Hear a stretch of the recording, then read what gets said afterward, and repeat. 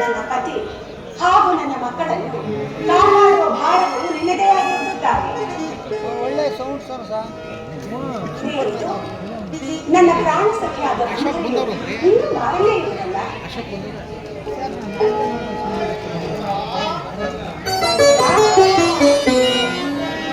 ನಂತರ ಈಗ ಬಂದೇನೆ. ನನಗೆ ನಂಬಿಕೆ ಆ ದೇವರ ಕೃಪೆಯಿಂದ ನಾನು ಸಂತೋಷವಾಗಿ ಇದ್ದೇನೆ. ನಂತರ ನೀನು ನನ್ನ ಶ್ರೀರಾಮಚಂದ್ರನಿಗೆ ಪಟ್ಟಾಭಿಷೇಕವೇ ಎಲ್ಲ ಸಂತೋಷ ವಿಚಾರ ನೀನು ತಂದೆಯೇ ನಂತರ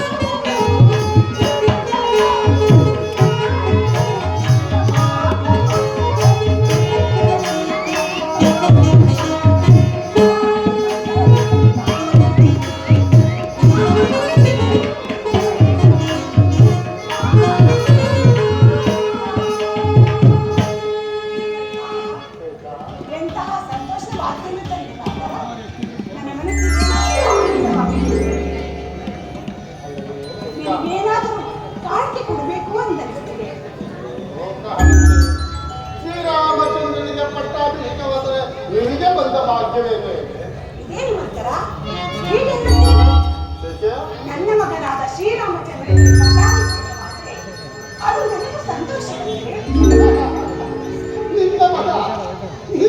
ಶ್ರೀರಾಮಚಂದ್ರನೇ ಎಲ್ಲರೂ ಸೇರಿ ಮೋಸ ಮಾಡುತ್ತಿರುವರು. ಭರತನು ಊರಿನಲ್ಲಿ ಇಲ್ಲದಿರುವಾಗ, ರಾಜ್ಯದಲ್ಲಿ ಇಲ್ಲದಿರುವಾಗ ನಿನಗೂ ವಿಚಾರವನ್ನು ತಿಳಿಸದೆ ಯಾವುದೋ ಸಂಚು ಮಾಡಿ ನಿನ್ನನ್ನು ಭರತ ಗಾಳಿ ಕಟ್ಟಲು ಬೇರೆ. ಮಂತರ ಏನು ಮಾತನಾಡುತ್ತಿವೆ? ಅಯ್ಯೋ ಬಿಡಮ್ಮ, ಮುದುಕಿಯ ಮಾತು ನಿನಗೆ ರುಚಿಸುವುದಿಲ್ಲ. ಇದೇನು ಹೇಳ್ತೀವಿ? ಮಾತಿನಲ್ಲಿ ಸತ್ಯಾಂಶ ಅರ್ಥವಾಗುವುದು. ಅದೇನೆಂದು ಹೇಳು ಮಂತರ. ಅಲ್ಲ ಕೇಶ, ನಿನ್ನ ಮಗ ಭರತ ರಾಜ್ಯದಲ್ಲಿ ಇಲ್ಲ. ನಿನಗೂ ವಿಚಾರವನ್ನು ತಿಳಿಸದೆ ಶ್ರೀರಾಮಚಂದ್ರನಿಗೆ ಪಟ್ಟಾಭಿಷೇಕವನ್ನು ಏರ್ಪಡಿಸಿರುವಲ್ಲ, ಇದು ಯಾವ ಧರ್ಮ ಅಲ್ಲವೇ? ಶ್ರೀರಾಮಚಂದ್ರನಿಗೆ ಪಟ್ಟಾಭಿಷೇಕ ಮಾಡಿದರೆ ಅವನು ಚಕ್ರವರ್ತಿ ಆಗ್ತಾನ. ಅವನ ತಾಯಿ ಕೌಸಲ್ಯ ರಾಜಮಾತೆ. ನಿನ್ನನ್ನು ರಾಜಮಾತೆಗೆ ದಾಸಿ ಆಗಿ ಅದು ಅಲ್ಲವೇ ನಿನ್ನ ಮಗನನ್ನು ಶ್ರೀರಾಮನಿಗೆ ದಾಸನಾಗಿ ಮಾಡಿ.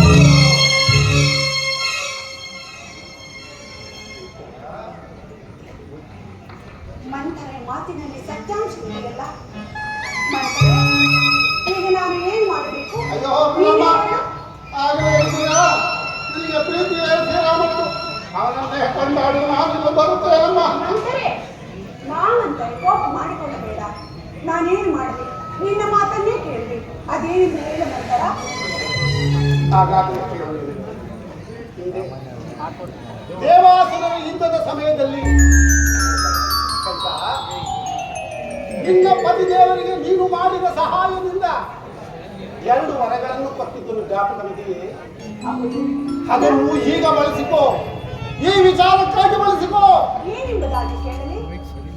ಮೊದಲನೇ ವರಕ್ಕೆ ವರಕ್ಕೆ ಶ್ರೀರಾಮನಿಗೆ ಕಟ್ಟಬೇಕಾದ ಪಟ್ಟವನ್ನ ನಿನ್ನ ಮಗ ಭರತನಿಗೆ ಕಟ್ಟುವಂತೆಯೂ, ಎರಡನೇ ವರಕ್ಕೆ ಆ ರಾಮನಿಗೆ 14 ವರ್ಷಗಳ ಕಾಲ ಜಟಾವಲ್ಕಧಾರಿಯಾಗಿ ವನವಾಸಕ್ಕೆ ಹೋಗುವಂತೆ ಮಾಡು. ಏನನ್ನು ಮಾತಾಡ್ತಿದ್ರಿ? ಅಯ್ಯೋ ಬಿಡು, ತಲೆ ಕೆಟ್ಟದ ಏನು? ನನ್ನ ಮಾತು ನಿನಗೆ ವಿಷಪ್ರಾಸಂಗ ಶ್ರೀರಾಮಚಂದ್ರನಿಗೆ ವನವಾಸವೇ? ಇದರಲ್ಲಿ ಎರಡಾದರೆ ಏನು? ತಂದೆ ಯೌವನ ಇಲ್ಲವೇ? ಅಲ್ಲದೆ ಕೌಸಲ್ಯ ಭಾಗ್ಯವು ಬೇರೆ, ನನ್ನ ಭಾಗ್ಯವು ಬೇರೆ. ಎಂತಹ ಮಾತನಾಡಬೇಕು? ಚಿಕ್ಕಂದಿನಿಂದಲೂ ನನ್ನನ್ನು ಪ್ರೀತಿಯಿಂದ ಸಾಕಿದೆ ಎಂದು ಸುಮ್ಮನಾಗಿದ್ದೆ. ಬೇರೆ ಯಾರೇ ಆಗಿದ್ದರೂ ಕಾರಾಗೃಹದಲ್ಲಿ ತರುತ್ತಿದ್ದೆ. ನಿನ್ನ ದಾಸತ್ವವನ್ನು, ನಿನ್ನ ಮಗನ ದಾಸತ್ವವನ್ನು ನೋಡಲು ಈ ಪಾಪಿ ನೇತ್ರಗಳು ಇರಬೇಕು.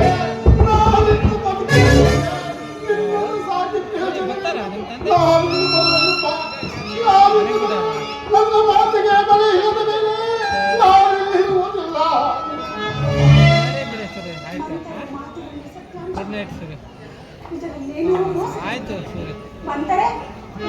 ಅಯ್ಯೋ ಬಿಡಮ್ಮ, ಬಿಡು ಬಿಡು, ನನ್ನನ್ನು ಛೇವಾಗಿ ಇದ್ದೆಲ್ಲ ಸಾಕು ಸಾಕು. ಚಿಕ್ಕಂದಿನಿಂದಲೂ ನನ್ನನ್ನು ಸಾಕಿದ್ದೀಯಾ, ಒಂದು ಮಾತನ್ನು ಕ್ಷಮಿಸಬಾರದೆ? ನಿನ್ನ ಶ್ರೇಯೋಭಿಲಾಷಿಯಾಗಿದ್ದಾರೆ ನಾನು ಇದನ್ನು ಸಾಕಿತ್ತು. ನಾನು ಹೇಳುವುದಲ್ಲ ನಿನ್ನ ಒಳ್ಳೆಯದಕ್ಕೆಲ್ಲವೇ. ಹಾಗಾದ್ರೆ ನಾನು ಮಾಡಬೇಡ. ಈಗ ನಿನ್ನ ಪತ್ನಿಯವರು ಬರುವ ವೇಳೆ, ಮಹಾರಾಜನು ಬರುವ ವೇಳೆ ಆಯಿತು. ಅವರು ಬರುವಷ್ಟರಲ್ಲಿ ಈ ನಿನ್ನ ಆಭರಣಗಳನ್ನು ಕಳಿಸಿ ಕೋಪದಿಂದ ಮಲಗಿಕೊ. ಬಂದು ನಿನ್ನನ್ನು ವಿಚಾರಿಸಿ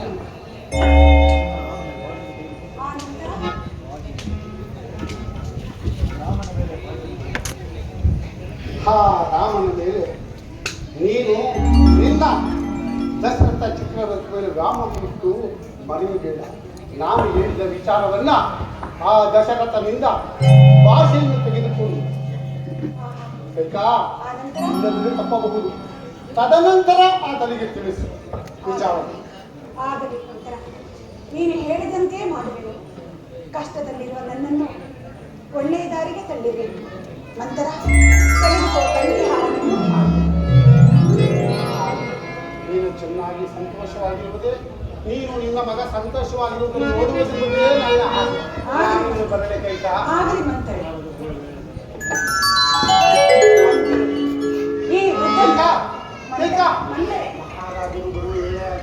ತೆಗೆದುಕೊಂಡು ನಿನ್ನ ಆಭರಣವನ್ನು ಕೋಪದಿಂದ ಮಲಗಿಕೋ. ಯಾವುದೇ ಕಾರಣಕ್ಕೂ ಮರೆಯಬೇಡ, ನಿರಾಶೆಗೊಳ್ಳಬೇಡ. ಬರಲೇ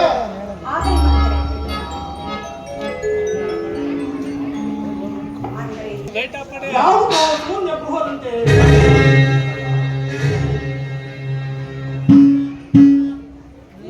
ಕೈಕೆಯು ನಾನು ಬರುವುದನ್ನೇ ಕಾಣು ಅತಿ ಪ್ರೀತಿ ವಿಶ್ವಾಸದಿಂದ ಆಧರಿಸಿ